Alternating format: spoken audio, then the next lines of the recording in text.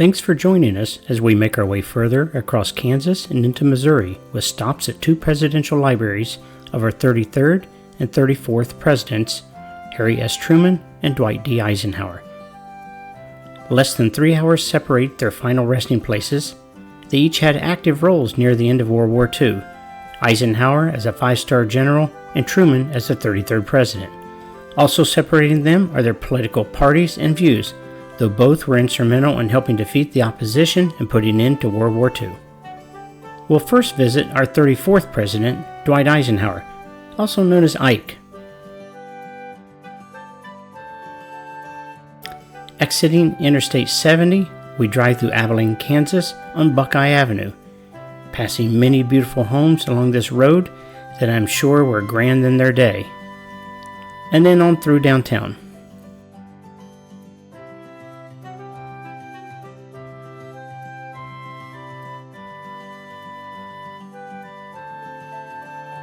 On our right, and barely noticeable next to the power line pole, is a marker indicating the end of the Chisholm Trail. Herds as many as 10,000 were driven from Texas to this very spot between 1867 and 1884.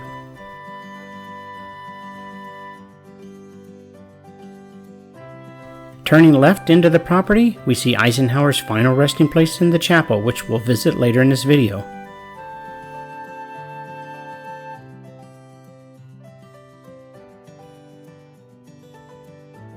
Arriving at the Eisenhower Library and Museum, we first come to the Welcome Center and gift shop. There were many items available for sale and lots for those historical types to dive deeper.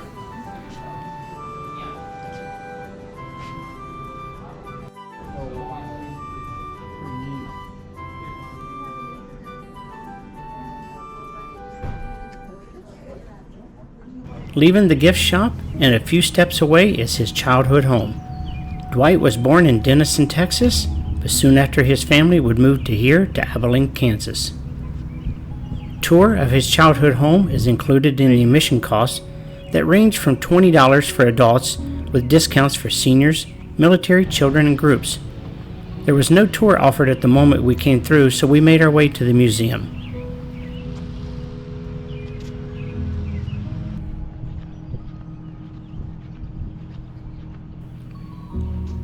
On the way, we found a resting spot showing the grounds from an aerial viewpoint. We're headed to the upper orange portion for the museum.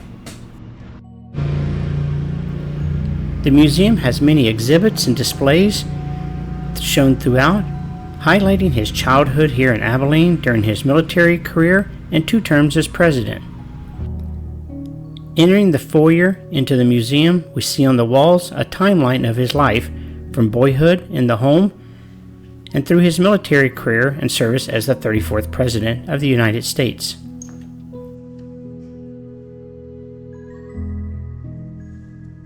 Starting off into the exhibits, we see illustrating his life in Abilene as a youth. Here, a family portrait and backgrounds on each member in the center table.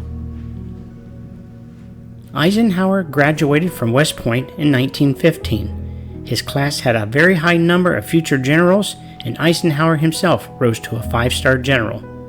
Dwight's future wife, Mamie Dowd, came from a very wealthy family. An interesting fact is in the 1900s, electric cars were very popular with the rich.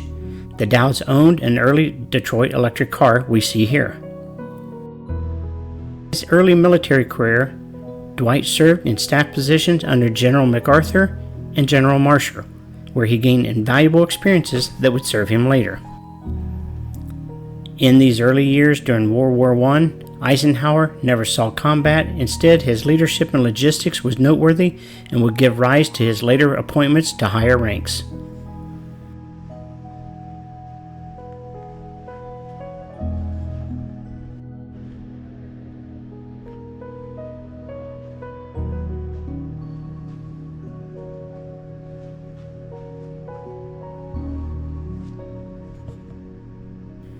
During his time in the Philippines, he was the assistant military advisor under MacArthur. I saw this photo of his private pilot's license here. Being a pilot myself instantly drew my attention. So many artifacts to be seen here and firsthand. When the U.S. entered into World War II in 1941, Eisenhower's military career began to accelerate, and in 1942 he was promoted to Major General and commanded the U.S. forces in Europe. The various military uniforms and artifacts throughout this museum were fascinating and interesting to see firsthand. Eisenhower's most famous role was Supreme Commander of the Allied Force, where he led the invasion of Normandy, which we all know as D-Day, and helped secure the defeat over Nazi Germany in 1945.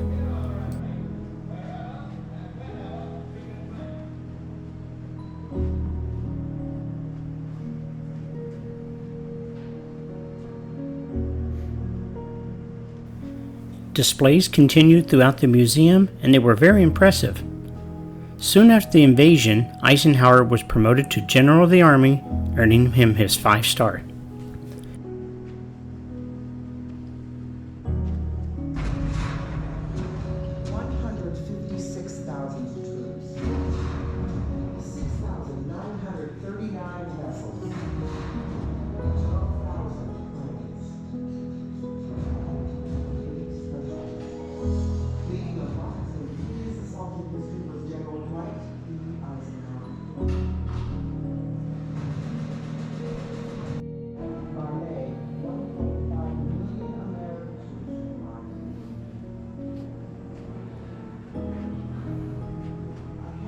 Here we see Dwight and Mamie during his first term as 34th president, along with many campaign memorabilia from 1952.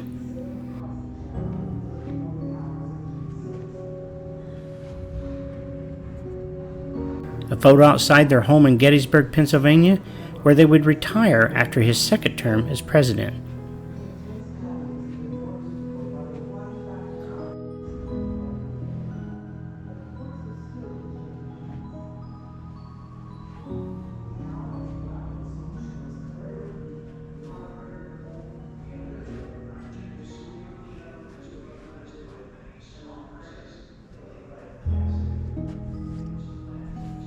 Many of Mamie's items were within the exhibit, as well as helping give a fuller view into the Eisenhower's life and service to our nation.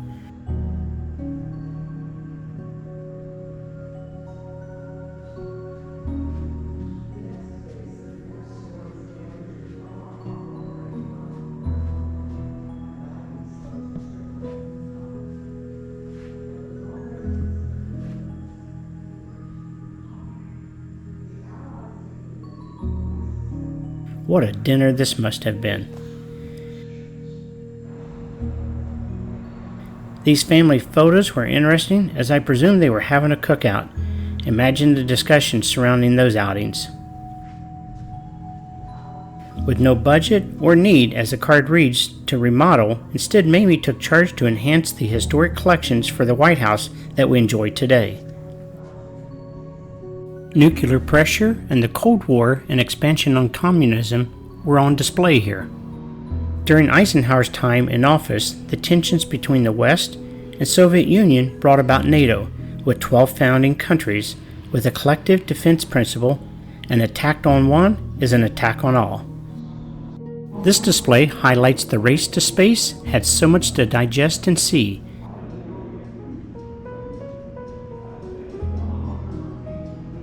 And many visuals like these showing school progress of desegregation during the late 50s and early 60s.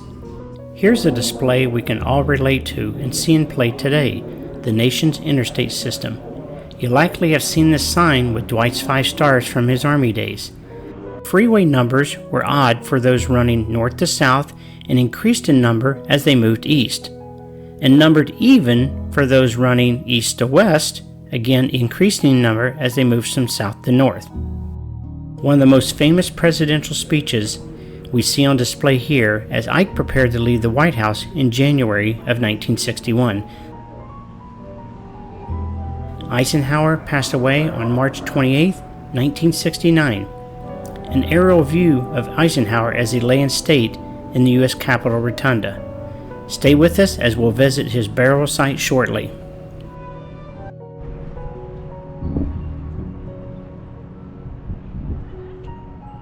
a life-size statue of Eisenhower surrounded by his 5 stars as General of the Army. The library ahead houses over 26 million records from presidential to military and personal papers.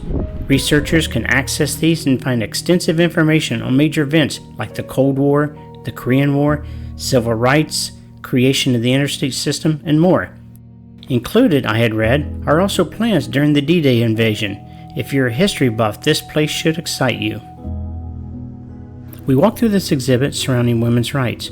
While it was not a central focus of Eisenhower's administration, it was a time of change and had set the stage for women's rights movements that followed. Here's a view from the second floor of the library.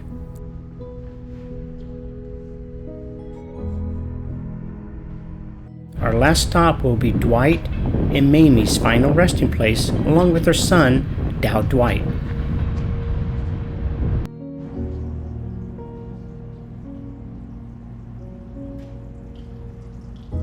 Well, that completes our tour of the Eisenhower Presidential Library. We're going to fast forward to Independence, Missouri, where we'll spend the night. Then the following morning, we'll drop into the Harry S. Truman Presidential Library and Museum. We're up and bright early, exiting here as we near our destination of the Presidential Library and Museum of our 33rd President, Harry S. Truman. Cost for entry for early 2024 was $12 and less for seniors, military, students, and members. Located in Independence, Missouri is Truman's Presidential Library and also serves as his final resting place. Truman served as our 33rd president with 2 terms from 1945 to 1953 that preceded Eisenhower.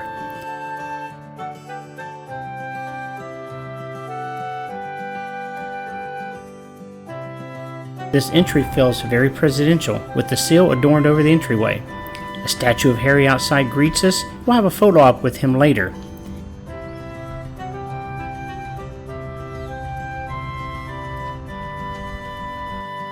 Inside we find the registration desk, gift shop, both on the left.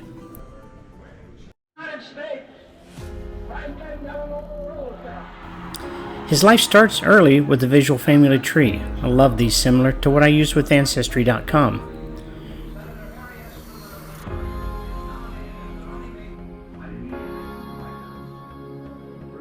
Truman served in the military during World War I as he rejoined the Missouri National Guard, serving in France, and achieved the rank of captain.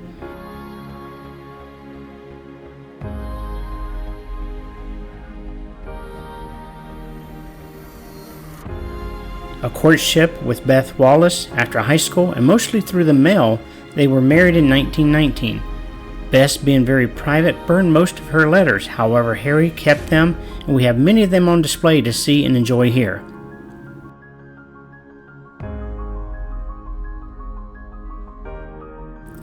Attempts to operate a men's clothing store failed by Harry, and through encouragement of Tom Pendergrass, a powerful political boss, he entered into politics with his first office as the county judge. He would later be elected to the U.S. Senate. There's photos like these of Harry and Beth's wedding day, later their daughter Margaret. Photos here showing his attempts in the business before launching into the politics.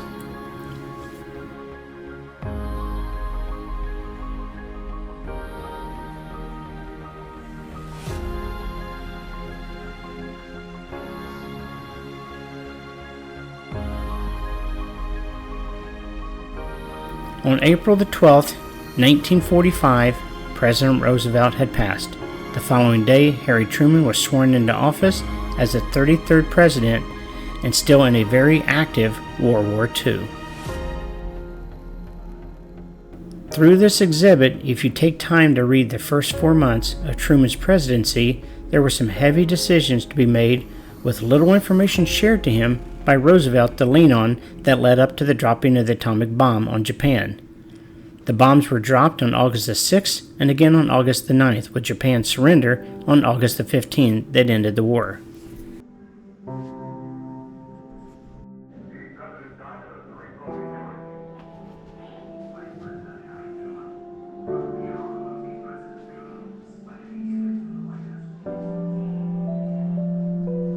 I found this exhibit to be the most touching.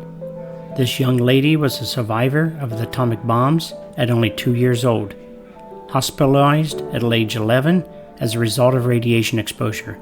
According to Japanese legend, whoever folds 1,000 origami paper cranes will be granted a wish.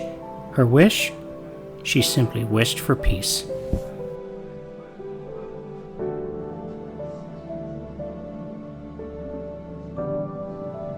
Formal surrender was on the decks of the USS Missouri while docked in Tokyo Bay.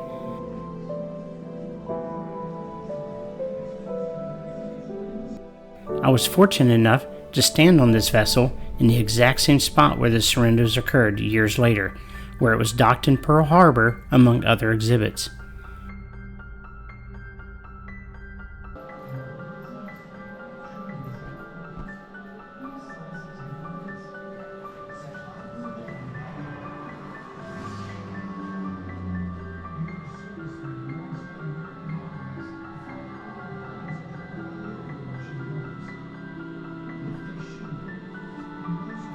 Truman focused on foreign policy to contain the spread of communism, known as the Truman Doctrine.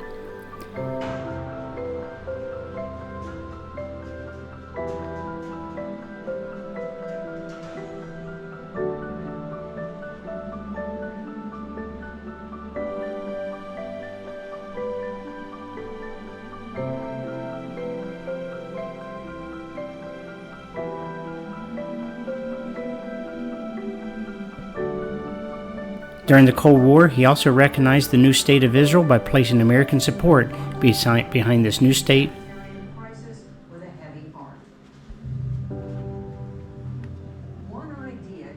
The Fair Deal was a domestic program expanding into the New Deal to improve health care, civil rights, housing, and federal aid, and much more.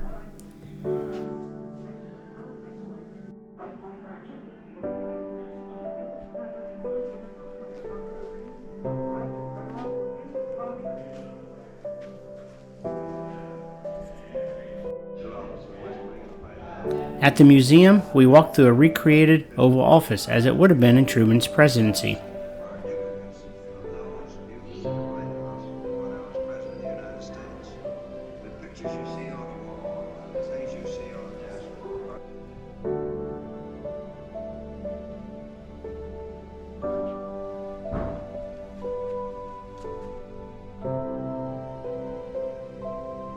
In the basement, we find a collection of Truman's automobiles.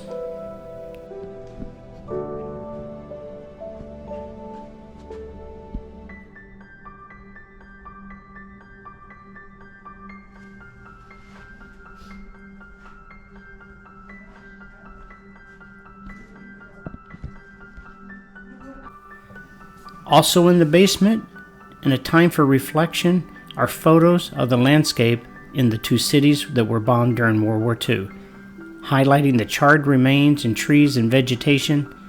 The library displays some images of the reconstruction and recovery efforts, all of which illustrate the devastation of war and the cost in human life. Harry Truman was a transformative leader who faced monumental challenges during his time in office. He is often remembered for his decisive and often controversial decisions, and he kept a sign on his desk that states, "The buck stops here," reminding him and the people he was ultimately responsible for decisions during his presidency. We hope you enjoyed this video with a peek into two presidents with opposing political views who helped shape our country. Subscribe to our channel as we hope to visit all presidential libraries with more road trips and adventures to follow.